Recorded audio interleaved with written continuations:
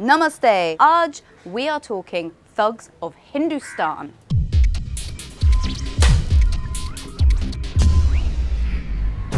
A swashbuckling adventure on the high seas. It's apparently India's answer to Pirates of the Caribbean.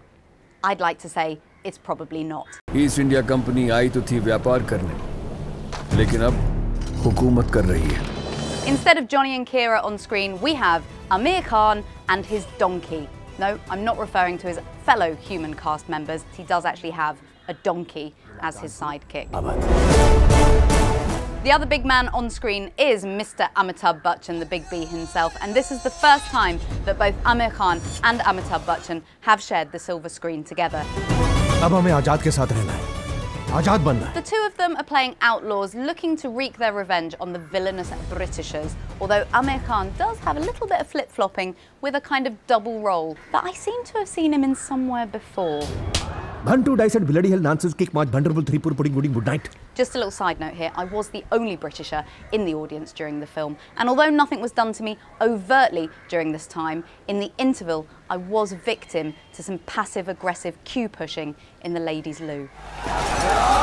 Watching the behind-the-scenes videos online, you can see the time and effort that was put into creating these large, wooden, realistic structures, and I have to say, Amitabh Bachchan was really realistic. Especially during the second half, where he'd woken up and realised the cameras were actually rolling and this wasn't a dress rehearsal. For the first hour, he wanders around screen, essentially wearing a dressing gown, looking like he's in search of the cafeteria of his care home. I was worried about him. He's an old man, you know. During the filming of this, he must have got cold, tired, and maybe a little bit wet. I wanted someone to just offer him a cup of tea, tell him to sit down, put his feet up.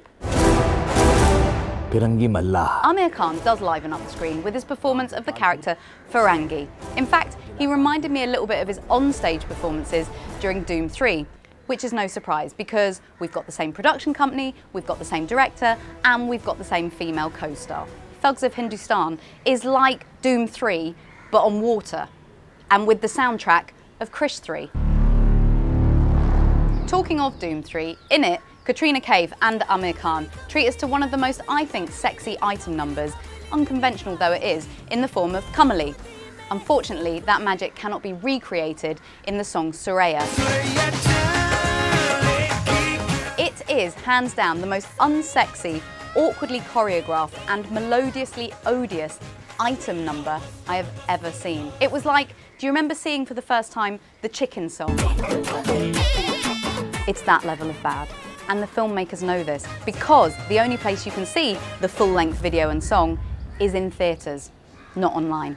The choreographer was intent on bringing Katrina Kaif to her knees through a series of rather painful and awkward dance moves. One blessing, though, I can surmise, is that Katrina got a 2-for-1 deal on the fillers for her lips and managed to get some implants in her knees as well, so at least she was cushioned. You know, I think Katrina is one of the prettiest actresses in Bollywood. When I see her on screen, I can't take my eyes off her. Unfortunately, though, in this film, I couldn't take my eyes off of her lips. And if she carries on the way she's going, she won't be able to either. I forgot to mention the other leading lady, Fatima Sana Sheikh, who essentially the whole film and the story revolves around. Although nobody seems to have told that to the director or the scriptwriter because she has very little words and screen time. From the trailer, we're led to believe that this is going to be a kind of Sanjay Leela Bhansali-esque extravaganza. And it's true, we've got the historical locations, we've got the sumptuous costumes and the huge cast of extras. And to be fair, the numbers are big. It is, I believe, the biggest budget Yash Raj film to date. There's a lot of action, huge stunts, swords play, visual effects. Unfortunately, the budget doesn't seem to stretch the full amount of post-production that was needed to be done on this film. Yes, there's a bird that flies in and out. Obviously, they've paid the money to create that, they're going to use it. But there seems to be a lack of continuity in terms of the effectiveness of the edits for the action sequences, for example. For every good action sequence, there's one that's edited so badly you're left feeling seasick. What little good that can be plundered from this sinking ship is the choice of using British actor Lloyd Owen in the role of villainous Lord John Clive. Maza aayega. Yes, they've used a real British actor rather than hiring an Australian backpacker that was just found wandering around Calabar. So my hearties, what am I going to be giving it marks out of 5? Well, I'm going to say 2 pieces of 8. That's all. Nice ships, nice costumes, but not really a nice enough try.